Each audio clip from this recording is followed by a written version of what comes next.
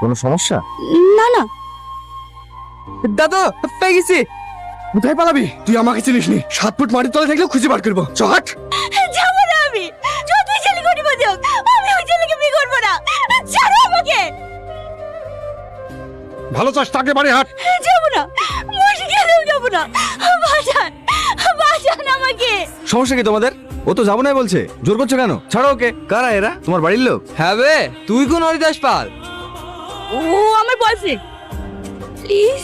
Boyfriend? বয়ফ্রেন্ডের সাথে পালাইছিলি তুই? ও দাদা, তোমার নাতনি হাসপাতাল দেখো, এত বড় ঘরের মেয়ে হয়ে ভিক্ষারির সাথে পালাইছিল।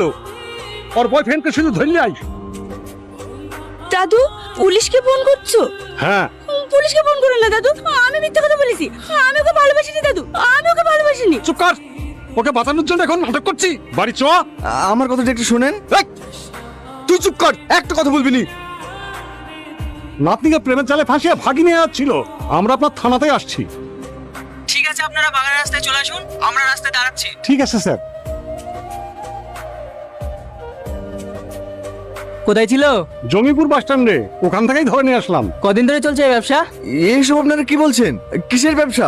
আমি তোকে চিনিই না। আপনি মেয়েটাকে জিজ্ঞাসা করুন না। দেখিস না স্যার, দেখিছেন হাতে নাতে ধরে ফেলেছি, তাও কিভাবে মিথ্যে কথা বলছে? চোর।